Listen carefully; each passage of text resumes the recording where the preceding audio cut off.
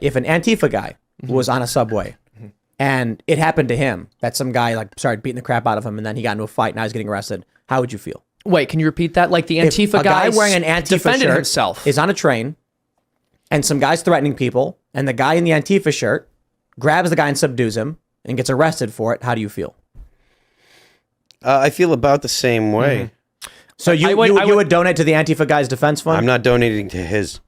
So no, I wouldn't. Well, but I wouldn't. people listening, I'd love to hear your thoughts. Would you, if there was a guy wearing a Bernie Sanders 2024 or a Joe Biden Harris 2024 shirt, and he grabbed this guy in because the guy was on the train threatening people, would you donate to them?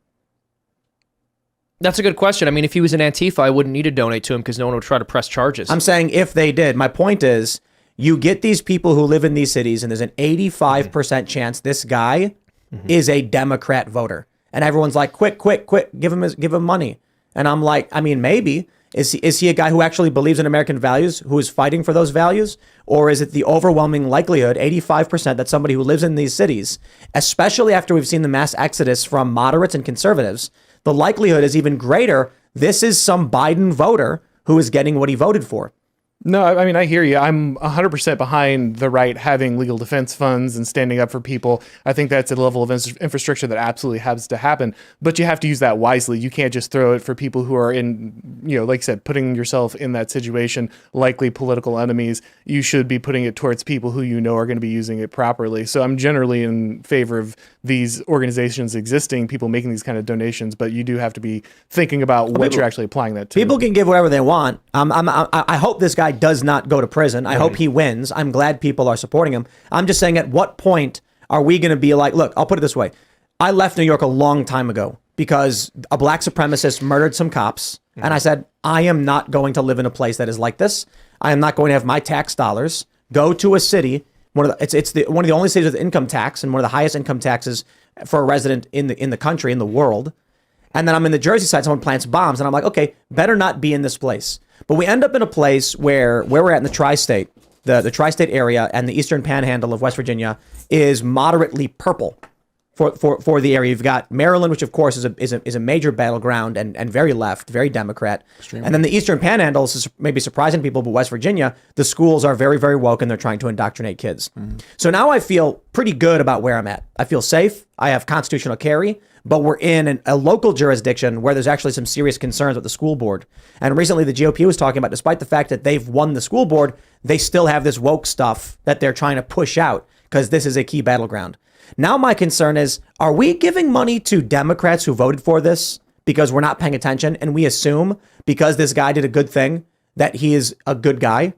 I mean, if it turns out this guy doesn't really live there, or just moved there, and he's a big Trump supporter, and he's been fighting against this stuff, and he's been posting about it, I'll be like, okay, this is a guy who needs our help. Kyle Rittenhouse was in a suburban area. He was in a split area politically, and he was there as an innocent kid trying to help clean up his neighborhood, actively fighting for his neighborhood, and trying to help even the protesters. And that was years ago. And we're like, okay, now it's several years on, and we're immediately knee-jerk jumping to the defense of a guy we don't know, who could turn out to be the biggest Joe Biden supporter who voted for all of this. And that's my concern. Giving money to the people who are making the problem happen. If you live in New York, especially after the Summer of Love riots, especially after Chauvin, Ahmaud Arbery, Kim Potter, etc., especially after even the 25 people being shoved in front of trains, the likelihood is not that this person is someone who believes in our values and is going to be fighting for them. The likelihood is it's just some default liberal guy who's supporting Joe Biden. So I'll wait and I'll see. We'll see how this plays out.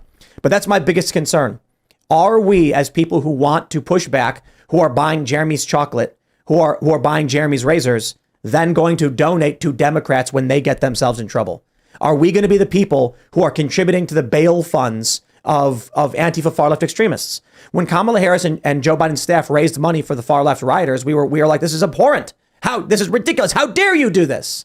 So my question now is, when you get people who live in these cities, the overwhelming likelihood is that they support these things. So what is that issue right now? Is it that we assume he must not support these things because he tried to subdue a crazy person?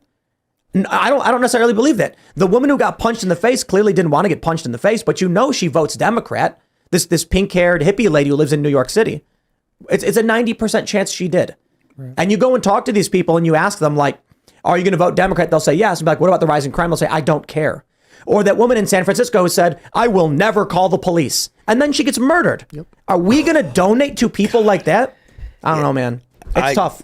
I don't find any significant flaw with what you're saying. Like, personally, I don't see a whole lot of reason to donate to people that live in cities that, like you say, it's like they're there, they stay there. That's what they're asking for. That's what they want. Most people, again, aren't even aware of their situation. So I don't see a big reason to argue with you about it. Look, we'll see. People are saying that he's from Long Island. He's a Marine. He's probably not a Democrat. And it's like, okay, like let's see what he has to say. When he put out his statement, his lawyer could have put out a statement that said something like, New York has seen violent crime escalating rapidly for several years, and the people of the city are tired of it. When this man violently threatened the passengers of this train, our client, Daniel Penny, along with 2 others, found it reasonable to try and subdue him to protect the lives of others. Did they do that? No. They said, it's so sad and unfortunate that people are suffering in this city.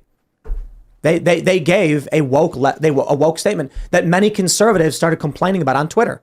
But now they're willing to throw money at these people who are just giving this like default tepid response